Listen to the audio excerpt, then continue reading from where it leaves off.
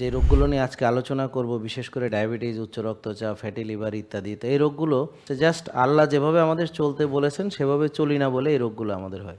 আমরা যে রোগী হচ্ছি তার প্রধান কারণ যে আমরা এই নিয়ম শৃঙ্খলা যেটা আল্লাহ দিছে সেটা মানি না। আজকে অনিয়মের যে শাস্তি সেটা হলো ডায়াবেটিস।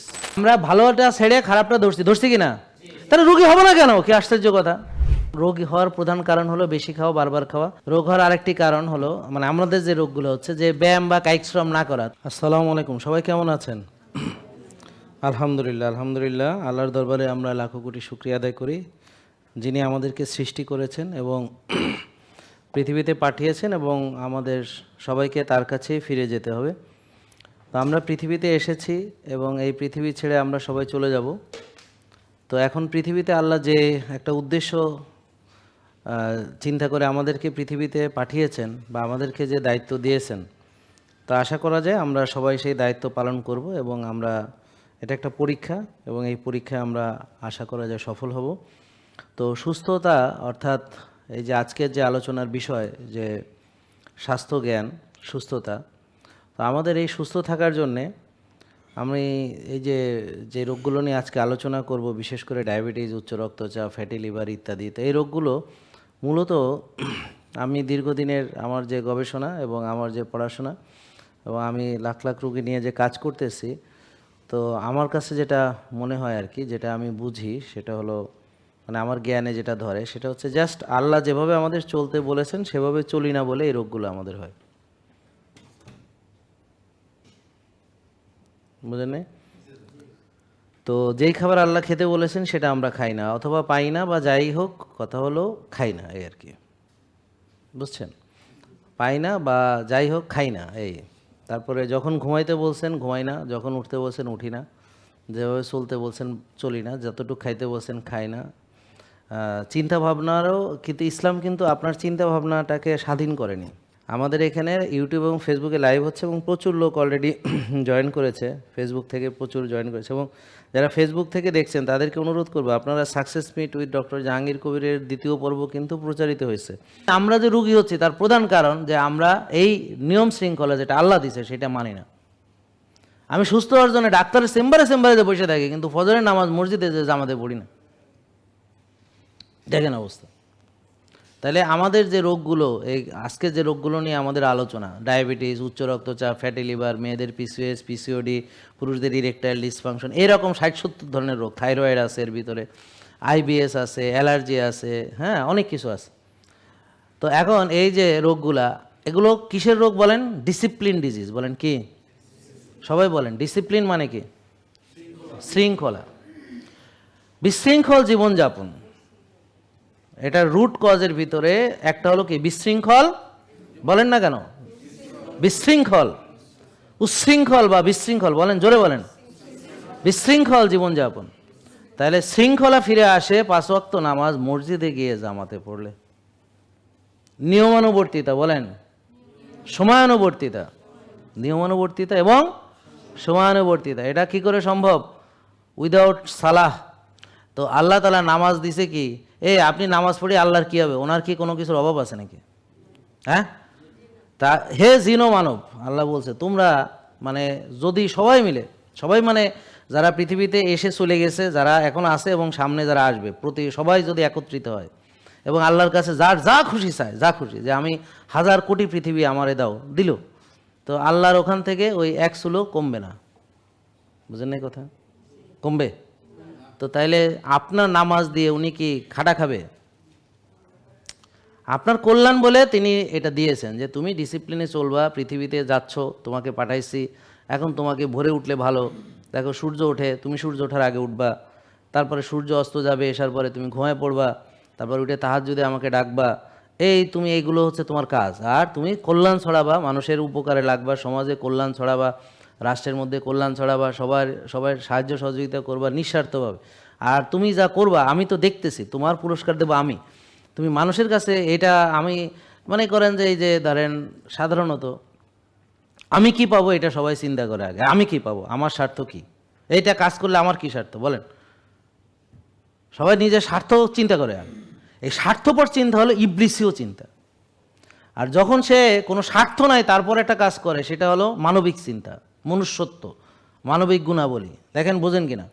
তা আমরা কি মানুষ আছি নাকি? না, আমরা জানোয়ার আসতে খারাপ হয়ে গেছে। একটা জানোয়ারের বিপদে পড়লে সাহায্য করে, আর আমরা বিপদে পড়লে ভিডিও করি, তাকায় তাকায় দেখি, সাহায্য কেউ করি না। আর আমরা এক পা দেওয়ার আগে আমি কি পাবো, আমি কি পাবো, আমি কি পাবো, এই নিয়ে সারাক্ষণ ভাবে আমার কি লাভ হবে, আমার এটা করলে আমার কি লাভ, সে নিজের লাভ চিন্তা করে। এ করতে করতে এখন আসলে সবাই এখন ক্ষতিগ্রস্ত, কেউই কোনো লাভ হচ্ছে না। আমরা যদি নিজের লাভ চিন্তা না করে যদি অন্যের লাভ চিন্তা করতাম, আমাদের সমাজটা হয়তো জান্নাতের মতো, কি শান্তি। কারণ কেউ চুরি করে না, কে করবে, বরং ফালায় থুলে আরও লোকটারে খুঁজে কে ফালাইছে মোবাইলটা খুঁজে দিয়ে আসতে হবে তারে। বুঝছেন যে আমি অন্যের জিনিস ধরবো, তাহলে আমার আখেরাত ক্ষতিগ্রস্ত হবে, আল্লাহ অসন্তুষ্ট হবে, আমি এটা তো করতে পারি না। আজকে অনিয়মের যে শাস্তি সেটা হলো ডায়াবেটিস, যে অনিয়ম করে ডায়াবেটিস হয়। তাহলে আল্লাহ বলছেন হালাল তৈব খাইতে, কিন্তু আমি জম্মের খাওয়া খাই, গাড়া বরে খাই, যা পাই তাই খাই। কোন কোন খাবার হালাল, কোনটা তৈব, কোনটা কি, কোনটা খবিস, এগুলো নিয়ে আমার ভাবনা নাই। খাইয়া যাইতেছি সমানে, পাইতেছি আর খাইতেছি। খাও দাও ফুর্তি করো, দুনিয়াটা মস্ত বড়। খাও, দাওয়াতে খাও, খাওয়াও, এখানে খাও, ওখানে খাও, জন্মদিন খাও, মরা দিন খাও, হ্যাঁ, বিবাহ বার্ষিকী খাও, বুঝতে পারছেন? তারপরে যে শুভ নববর্ষ খাও, ইত্যাদি জম্মের খাওয়া খাইতে খাইতে এখন আর দেখা গেল রাখার জায়গা নেই। তো কী হবে? কোষে ওভারলোড, ডায়াবেটিস। ব্যায়ামও করে না, কায়িক শ্রমও করে না, রাতও জাগে, টেনশন করে। তো ডায়াবেটিস এই জন্য হয়, এছাড়া অন্য কোনো কারণ নেই। আর অন্য যেটা আছে সেটা হলো টাইপ 1 ডায়াবেটিস, ইনসুলিন তৈরি হয় না, সেটা ভিন্ন ব্যাপার। আর টাইপ 1 আলাদা, কিন্তু টাইপ 2 যেটা আমি যেটা বলছি, এটা হলো নিজের খাসিলিয়ত, নিজের প্রতি নিজের নিয়ন্ত্রণ নাই, মানুষের কথাই চলে, নিজের ভালো নিজে বুঝে না, নিজের জ্ঞান নাই, নিজের আবেগ নিজের নিয়ন্ত্রণে থাকে না, অপরে কি বলে হেটা দিয়ে চলে। হ্যার কোনটা ক্ষতি হবে ভালো হবে হেই বুঝ হ্যার নাই, হ্যার মাইয়া কি কইছে, হ্যার পোলায় কি কইছে, হ্যার মায়ে কি কইছে, আর বই কি কইছে, হ্যাঁ মানুষের কথা শুনে চলে। আর নিজেকে আল্লাহ মনে ওরে বিবেক দেয় নাই, ওরে বিবেকহীনভাবে তৈরি করছে, ওর কোনো ব্রেন দেয় নাই, ওটা তার জন্য কী ভালো সে নিজে বুঝতে পারে না। তো নিজে মানে না, 100টা উসিলা দেয়, 100টা এক্সকিউজ দেয়, আমার কাছে এসে বলে যে আমার অমুকে এই করছে, তমুকে সেই করছে। আরে ভাই, তোমার মুখ, তুমি খাবা কি খাবা, তুমি খারাপ কিছু খাইও না, তুমি কি নষ্টটা খাইতেছো, ভালো একটা খাবার খাবা, তো এতে অন্যের আপত্তি থাকলে কি না থাকলে কি, তুমি কি হারাম জিনিস খাইতে আসো, তুমি কি এমন কোনো অবৈধ জিনিস খাইতে আসো, সমস্যা কি? আর আমি এটা খাবো না, এটা আমার অধিকার, আমি এটা খাবো, এটাও আমার অধিকার, আমি চাইলে আমার মুখে কি দিব না দিব, এটা আমার আরেকজনের থেকে পরামর্শ নিতে হবে কি, আগে বুঝতে পারছেন? তাহলে নষ্ট হতে তো কারো পরামর্শ চাই না। আজকে যে সুস্থ ছিলাম, এখন যে নষ্ট হয়েছে, এখন তো কারো পরামর্শ ছাড়াই নষ্ট হইতে পারছে। নষ্ট হইতে তো কারো পরামর্শ লাগে না, নিজেকে পঙ্গু বানাইতে তো কারো পরামর্শ নেই নেই, এখন ভালো বানাইতে এত পরামর্শ কেন লাগে? আর যারা আপনাকে এই পঙ্গু হতে, নষ্ট হতে সাহায্য করেছে, হ্যাঁ, তো আপনি কিভাবে আশা করেন যে তারা আপনাকে ভালো হতে সাহায্য করবে? বুঝেননি কথা? বুঝতে পারছেন? তো কে সাহায্য করেছে? সাহায্য করেছে প্রথমে আপনি যখন পৃথিবীতে আসছেন, অনিয়ম করতে প্রথম সাহায্য করেছে আপনার বাবা মা, যে তারা নিজেরাও রাত জেগেছে, এবং আপনিও যখন মায়ের গর্ভে ছিলেন দেখছেন হ্যাঁ মা 12টা 1টা বাজে ঘুমায়, বুঝতে পারছেন? তো আপনি যখন পৃথিবীতে আসছেন তার আগেই তার মা নষ্ট খায়, সয়াবিন তেল খায়, সাদা ভাত খায়, সাদা রুটি খায়, চাষের ডিম খায়, চাষের মাছ খায়, চাষের মুরগি খায়, ফ্রেঞ্চ ফ্রাই খায়, হ্যাঁ, কোক খায়, কেক খায়, বার্গার খায়, স্যান্ডউইচ খায়। তো এইটা হলো জন্মের আগেই আপনার এই রক্তে এসেছে এই সব খাবার থেকে। ভালো কাজ ছাড়ে দেয় আর ভালো থাকার চিন্তা করে, ও মা আশ্চর্য কথা, ওরা ভালো ভালো অভ্যাসগুলো ছেড়ে দিছে। হ্যাঁ, যেমন আমাদের জাতি একসময় সরিষা ছাড়া কিছু খাইতো না, ঠিক কিনা? কথা গান না ও মা, জোরে বলেন ঠিক কিনা, নাকি সন্দেহ আছে কোনো? তো তাহলে বলেন না কেন, সরিষা ছাড়া কিছু খাইতো? তখন কি হার্ট অ্যাটাক ছিল নাকি, ডায়াবেটিস ছিল তখন? ছিল না। তা এখন এত কেন? কারণ সরিষা ছেড়ে সয়াবিন ধরছে, এই জন্যে, বুঝছেন? আবার সয়াবিনের প্রশংসা করে, ওরে বেকুব, নিজের ধ্বংস হইতেছো একটা জিনিসে, আবার তুমি এটার প্রশংসা করো আর সরিষার বদনাম করো। নিজে যখন সরিষা সবাই খাইছে তখন তো কোনো হার্ট অ্যাটাক ছিল না, এখন সরিষা খাইতে ভয় পায়। কত বড় আব্দুল কুদ্দুস বেক্কু পাগল,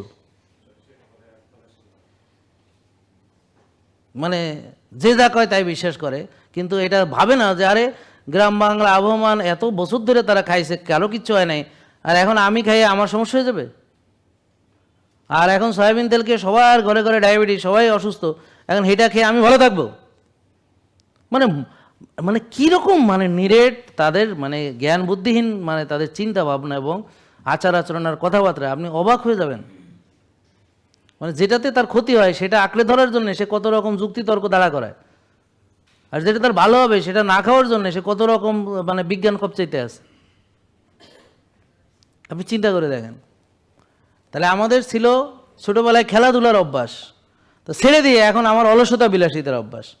আমরা গ্রামকে গ্রাম আর্লি ঘুমাইতাম, এখন আমরা সবাই শহরকে শহর রাত জাগি। তাহলে নষ্ট জিনিস আঁকড়ে ধরলে আপনি রুগী হবেন না তো কি হবেন? শক্তির চর্চা ছিল গ্রামের একটা প্রাত্যহিক জীবনের অংশ, সবাই কোনো না কোনো কাজের সঙ্গে জড়িত ছিল। এমনকি আমরা ছোটোবেলায় দেখেছি, আমরা যারা, আমার বাসায় তো আর মনে করেন আমার আব্বা তো আর্মিতে ছিল, আমরা একটু অন্যরকম ছিলাম আর কি। এছাড়া ধরেন আমরা যাদের সাথে পড়াশোনা করতাম ছোটোবেলায়, ওদের বেশিরভাগ ওর বাবা কৃষিকাজ করতো, বুঝছেন। তো ওরা ওই যে ওই স্কুল থেকে যাই আবার জমিতে খাবার টাবার নিয়ে বাপের কাছে যাইতে হতো, আবার কামলা খাটতে হতো, নিজেরাও কাজ করতে হতো। আমরা ওদের সাথে যে কাজ করতাম আর আম্মা বকা দিতে, তুই কেন যাই, তুই ওদের সাথে ধান ঢুকাইতে আসোস। মানে আমরা তো বন্ধু বান্ধবের সাথে মিলে, হেরাও যায় আমিও যাই, তাই আমি কাজে তুই কি জান, তুই কি কামলাবি, মানে বলতো আর কি। হ্যাঁ, ব্যাপারটা বুঝেন নাই। তা আমরা যারা তো এই জন্যে সবাই ছোটোবেলায় কাজ করতো, সোজা কথা হলো কাজ করতো। ঠিক করতো কি না বলেন? করতো। আমরা আকাইম্যা হয়েছে, আমাকে বাচ্চারা এখন হয়েছে মনে করেন যে হাইব্রিড, এক একটা মনে করেন চর্বির দলা, কে কাটছে মোটা গদা গবদা গবদা, এটা আর খায় না, আমার বাচ্চা খায় না, খাওয়া আরও খাওয়া, জন্মের খাওয়ান খাওয়া। তো দেখেন আমরা ভালোটা ছেড়ে খারাপটা ধরছি কি না? তাহলে রুগী হবে না কেন? কি আশ্চর্য কথা। সুখী হওয়ার জন্য দুটো জিনিস, যে আলহামদুলিল্লাহ আমারে যা রাখছে আল্লাহ অনেক ভালো রাখছে, আলহামদুলিল্লাহ, শুকরিয়া আদায় করার কোনো শেষ নেই। কারণ আমি নষ্ট পল্লীতেও জন্মগ্রহণ করতে পারতাম, বা আমাকে জন্মের পরে রাস্তায় বা ডাস্টবিনের পাশে ফেলেও দিতে পারতো। এরকম জায়গায় যদি আমি জন্ম নিতাম আমার কিছু করার ছিল না। আল্লাহ বলছে তুমি কি জানো, এই যে আপনি দেখবেন যে আল্লাহ তাআলা কোরআনে অনেকগুলো কথা বলছেন, অনেক রকম আছে। তো দেখবেন যে সূরা ওয়াকিয়াতে আল্লাহ বলছে যে আচ্ছা তোমরা যদি ভালো, ঠিক আছে বুঝলাম যে তোমরা এতই যদি শক্তিশালী হও, তাহলে এক কাজ করো না কেন, ওই যে আমি যখন রুহুটা টেনে বের করে নিয়ে আসি, তা তোমরা এটা ঠেকাই রাখতা, তোমরা মৃত্যুটাকে আটকায় ফেলতা, তা তো পারতিস না। কথা বুঝেন নাই? তোমরা যদি এতই পণ্ডিত এতই বাহাদুর হও, ভালো, ঠিক আছে, আল্লাহ তো নাই মনে করো, নাউজুবিল্লাহ, হ্যাঁ, তাহলে কাজ করো, ওই যে রুহুটা যে আমি যখন বের করে আনি, তো এটা আটকা রেখে দাও, অথবা তাকে আর একটা রুহু দান করো। আমি বুঝি না মানুষ কিভাবে ভাবে, আমি আশ্চর্য হয়ে যাই মানুষের ভাবনাগুলো। কারণ বিচিত্র মানুষের সঙ্গে আমার পরিচয় হয়, লাখ লাখ মানুষ নিয়ে আমার কারবার, মানুষ যে কত বিচিত্র আমি যা বুঝি, আপনারা হয়তো যারা যতটা লোকের সাথে ডিল করেন অতটা বুঝেন। তা আমার ফেসবুকে 40 লাখের বেশি ফলোয়ার আছে, ইউটিউবে 30 লাখ 31 লাখের বেশি ফলোয়ার আছে। সো বিচিত্র লোক। আর অনেকে আছে যারা ওই যে আজকে যেমন জিজ্ঞেস করলাম, কেউই ফলোই করে না, এরকমও বহু আছে। মানে আমারে ফলো করে বাট আমার ফেসবুক চিনে না, ইউটিউবে সাবস্ক্রাইব করেন, এরকম আছে বহু, যারা মানে যাদেরকে আমিও চিনি না এবং যাদেরকে আমি জানিই না যে সে আদৌ আমার ভিডিও দেখে বা দেখেন ইত্যাদি, আছে কিনা, বুঝছেন। তো দেখেন এ ধরনের লোক নিয়ে আমি মানে লক্ষ লক্ষ লোক নিয়ে আমার কারবার। তা আমি ভাবছিলাম এক সময় যে মানুষ, আমি হয়তো বোরিং হয়ে যাব, কারণ দেখবো যে একটা প্যাটার্নের মধ্যে চলে আসছে। ওমা না না, মানুষ কত বিচিত্র, আশ্চর্য হয়ে যাবেন, বোরিং হওয়ার কোনো সুযোগ নেই। আপনি যখন মনে করবেন সব বুঝে ফেলছেন, দেখবেন আরও বিচিত্র লোকও আছে। মানে মানুষের চিন্তা কত রকম বিচিত্র হতে পারে। হ্যাঁ, আশ্চর্য হয়ে যাবেন যে মানুষ এটা বোঝে তো ওইটা বোঝে না, ওটা বোঝে তো এটা বোঝে না। হ্যাঁ, নিজের ভালোই সে বুঝে, আসলে সে নিজের ভালো বোঝেই না, এটাই বোঝে না, আর এটা যে বোঝে না তাও বোঝে না। হ্যাঁ, কি আশ্চর্য কথা। তাহলে দেখেন রাত জাগলে কার ক্ষতি? সবাই বলেন, কথা বলেন না কেন ভাই? তা আপনি জাগেন কি না? তো তাহলে যে নিজের ক্ষতি নিজে করে, তো তাহলে কে সাহায্য করবে? আর early to bed early to rise good for health, মানে আর্লি ঘুমানো, ভোরে ওঠা ভালো, এটা জানেন কিনা? তা আপনি সেটা করেন না, বা ভোরে উঠলেও আবার ঘুমান, ঠিক কিনা? রাত জাগেন। তা এখন আপনারে কে সাহায্য করবে ভাই বলেন তো দেখি? রোগী হওয়ার প্রধান কারণ হলো বেশি খাওয়া, বারবার খাওয়া। এখন যার সত্যি গরিব, টাকা নেই, সে বেশি খাবে কেমনে, বারবার খাবে কেমনে? রোগ হওয়ার আরেকটি কারণ হলো, মানে আমাদের যে রোগগুলো হচ্ছে, যে ব্যায়াম বা কায়িক শ্রম না করা। তো যার টাকা পয়সা নেই, সে সারাদিনই পরিশ্রম করতে ব্যস্ত, তার তো আর মানে অলস বিলাস সময় কাটানোর সুযোগ নেই। যা রোগ হওয়ার আরেকটা কারণ হলো রাত জাগা। তো রাত জাগার মতো বিলাসিতা তারই আছে যার কোনো কাজ কাম নাই। কারণ যদি কামের লোক হইতো তাহলে আর্লি ঘুমায় ভোরে ওইটা কাজে নামতে হইতো, অত করি বলে। আমার কথা বুঝছেন? তার একটা হলো অত্যন্ত দুশ্চিন্তা করা। তো দুশ্চিন্তা করার জন্য প্রচুর সময় দরকার, তার মানে তার বহুত অলস সময় আছে টেনশন করার জন্যে, এই জন্যে সে তার বিলাসী জীবনযাপন। সোজা কথা হলো রুগী হওয়ার জন্যে অনিয়ন্ত্রিত খাওয়া দাওয়া, বারবার খাওয়া, বেশি খাওয়া, অলস বিলাস জীবনযাপন, অত্যন্ত দুশ্চিন্তা করা এবং রাত জাগা এবং নিজের যত্ন না নেওয়া, নিজেকে সময় না দেওয়া, নিজের জন্য কোনো সময় নেই। দেখেন মেলে কিনা, আপনাদের রোগ যে হয়েছে এর সাথে এটার মিল আছে কিনা দেখেন। তাহলে এখন আপনি এগুলো সমাধান করলে আপনার অনেকটা সমাধান হয়ে যাবে হচ্ছে। তাহলে আমি কি করব? তাহলে আমি যেই খাবার আমার জন্য উপযুক্ত সেটা খাবো, পরিমিত খাবো, বেশি খাবো না, কমও খাবো না। কম খেলে আবার মাথা ঘুরে পড়বো, বেশি খেলে আবার তো সেই লাভ হলো না। আমি যে রোদ্রে যাই না আমার এই কারণে রোগ হইতে পারে, আমি যে রাত জাগি এই কারণে রোগ হইতে পারে। কেন জাগি সেটা নিয়ে আলোচনার বিষয় না, জাগি কি না এটা হলো বিষয়। আমি ব্যায়াম করি না এর জন্য রুগী হব, কেন করি না এটাও বিষয় না। ধরেন পারি না সেটাও বিষয় না, ওকে, কিন্তু করি না এটা ঠিক আছে।